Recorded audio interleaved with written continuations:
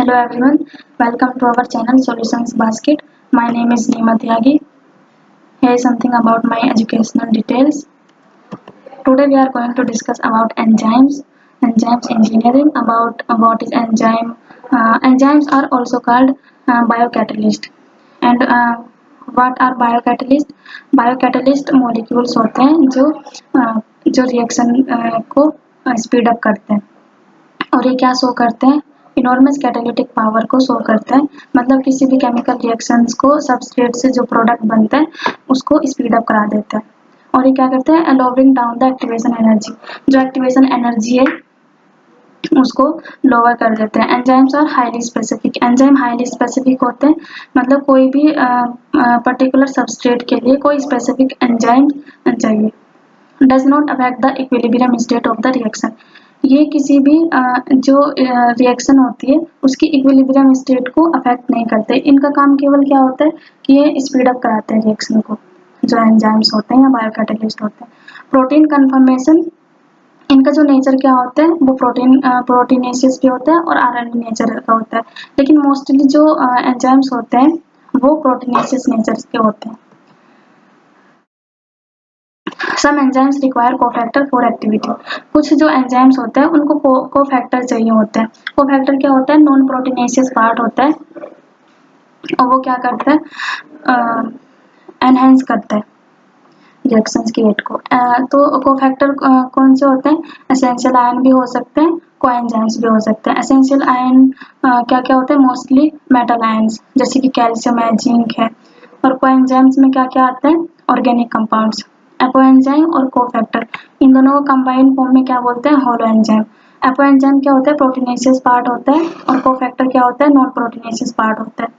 और जो प्रोटीनेसिस पार्ट होता है वो इनएक्टिव होता है, लेकिन जो होलो एंजाइम में कोफैक्टर होता है उसको वो बायोलॉजिकली एक्टिव होता है। जो कोफैक्टर है, cofactor can be organic molecule, inorganic ion. जो कोफैक्टर होता है वो उसको ऑर्गेनिक मॉलिक्यूल को उसको कोएंजाइम्स भी बोलते हैं, और जो इनऑर्गेनिक आयन होता है वो मेटल आयन्स होते हैं। Cofactors may be permanently attached, in which case they are called prosthetic group। मतलब जो कोफैक्टर क्या होता है, विदाउट प्रोटीन पार्ट होता है, उसमें ये इसको क्या बोलते हैं, प्रोस्थेटिक ग्रुप बोलते हैं।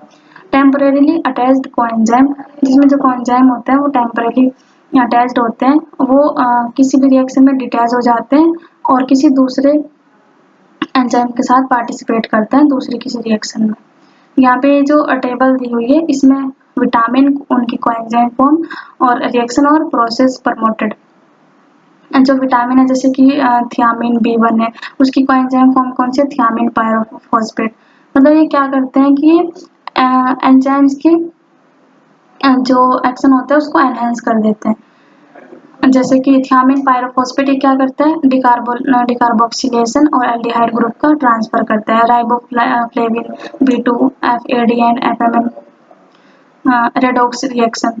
पायरोडॉक्सिन B6 पायरोडॉक्सिल फॉस्फेट ये क्या करता है, अमाइनो ग्रुप का ट्रांसफर करता है। निकोटिनिक एसिड, इसको नियासिन बोलते हैं, NAD पॉजिटिव एंड NADP ये भी रेडॉक्स रिएक्शन को एक्ट करता है। पैंटोथेनिक एसिड B5 कोएंजाइम में एसाइल ग्रुप का ट्रांसफर करता है। बायोटिन को इसकी फॉर्म कौन सी होती है, बायोसाइटिन, और ये क्या एक्ट करता है, कार्बोक्सिलेशन करता है। Folic acid, tetrahydrofolic acid 1 carbon group transfer. Vitamin B12 deoxy adenosyl cobalamin intramolecular rearrangement कराता है। ये इसको आप टेबल को लर्न कर सकते हैं। Here is enzyme action. Enzyme action मतलब इसका मतलब क्या है कि सबस्ट्रेट से प्रोडक्ट जो एंजाइम होता है वो सबस्ट्रेट को अट्रैक्ट करता है प्रोडक्ट फॉर्मेशन के लिए। यहाँ पे ग्राफ है, इसमें क्या शो हो रहा है कि जब एंजाइम्स होता है यहाँ पे एंजाइम के साथ जो एक्टिवेशन एनर्जी है वो कितनी हाई है, लेकिन जब एक्टिवेशन एनर्जी जो है एंजाइम्स के साथ वो कितनी कम हो जाती है। एक्टिवेशन एनर्जी क्या होती है, प्रोडक्ट जब फॉर्म होता है, जैसे कोई भी एंजाइम है तो उसकी जो एक्टिव साइट है उस पर सबस्ट्रेट जब बाइंड होता है तो वहाँ पे कुछ भी एनर्जी रिलीज होती है। ये मेनली एक्सर्गोनिक प्रोसेस होती है। उसको जब वो एनर्जी रिलीज होती है उसको हम बाइंडिंग एनर्जी भी बोलते हैं। तो वो एनर्जी तो प्रोडक्ट फॉर्म करने के लिए चाहिए, तो वो उसको कम करा देता है। जब भी ये प्रोसेस होती है, प्रोडक्ट फॉर्म होता है सबस्ट्रेट से, तो कोई भी रीअरेंजमेंट होता है मॉलिक्यूल का, बॉन्ड्स बनते हैं, बॉन्ड का ब्रेकेज होता है, फॉर्मेशन होता है, तो उसमें एनर्जी रिलीज होती है, तो उस एनर्जी को ये कम कर देता है। फिर वो एनर्जी सबस्ट्रेट से प्रोडक्ट फॉर्म होने में यूज की जाती है। यहाँ पे सबसे पहले एक्टिवेशन एनर्जी की सबसे ज़्यादा किसकी होती है? सबस्ट्रेट की होती है। फिर उससे कम होती है एंजाइम सबस्ट्रेट कॉम्प्लेक्स की, फिर एंजाइम प्रोडक्ट कॉम्प्लेक्स की, और फिर प्रोडक्ट की। इसको हम ऑर्डर ऑफ एनर्जी बोल सकते हैं। ये बहुत सारे एग्जाम्स में पूछा भी जाता है, और कभी कभी ग्राफ भी दे देते हैं, और अलग अलग जगह पे पूछ भी लेते हैं कि यहाँ पे कौन सा कॉम्प्लेक्स है, किस जगह पे क्या आता है। तो सबसे पहले सबस्ट्रेट, फिर उसके बाद एंजाइम सबस्ट्रेट कॉम्प्लेक्स, फिर एंजाइम प्रोडक्ट, और लास्ट में प्रोडक्ट। लोअर ये क्या करता है? Lowers the activation energy. तो ये मैंने स्टार्टिंग में भी बताया था कि एक्टिवेशन एनर्जी को कम कर देता है, जिससे प्रोडक्ट फॉर्म होता है, और इक्विलिब्रियम की रेट को अफेक्ट नहीं करता, इक्विलिब्रियम मेंटेन रखता है। ये केवल स्पीड कराता है रिएक्शंस को, और rate increase the rate of reaction. यहाँ पे एंजाइम मैकेनिज्म ऑफ एक्शन, इसके बारे में दो मॉडल दिए गए थे। नंबर 1 लॉक और की मॉडल, और दूसरा इंड्यूस्ड फिट हाइपोथेसिस। इसमें क्या होता है कि जैसे कोई लॉक है तो उसके लिए कोई स्पेसिफिक की यूज होती है, वैसे ही कोई भी एक एंजाइम सबस्ट्रेट, तो उसके लिए कोई स्पेसिफिक एंजाइम के सबस्ट्रेट के लिए स्पेसिफिक एंजाइम चाहिए होता है, जो जब एंजाइम से सबस्ट्रेट बाइंड करता है उसकी एक्टिव साइट से, तो एंजाइम सबस्ट्रेट कॉम्प्लेक्स बनता है। इसमें इसमें कुछ भी चेंजेस नहीं होते जब ये इससे बाइंड करता है, क्योंकि इसकी जो साइट होती है वो स्पेसिफिक होती है और कॉम्प्लीमेंट्रेटी होती है उसके सबस्ट्रेट से। जो एक्टिव साइट होती है वो सबस्ट्रेट के कॉम्प्लीमेंट्रेटी होती है। और इंड्यूस्ड फीड हाइपोथेसिस में क्या होता है? इसमें जो एंजाइम्स की जो एक्टिव साइट है उसमें चेंजेस आ जाता है, कन्फर्मेशनल चेंज आ जाता है स्लाइटली। तो जब वो उससे बाइंड होता है तो उसका शेप ले लेती है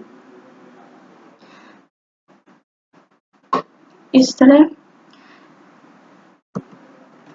there are two hypothesis about enzyme mechanism. Lock की हाइपोथेसिस जो किसने दिया था? एमिल फिशर ने दिया था 1894 में। Active site of enzyme is complementary in shape to its structure. इसमें कुछ भी चेंजेस नहीं होता, ये कॉम्प्लीमेंट्री होती है ऑलरेडी।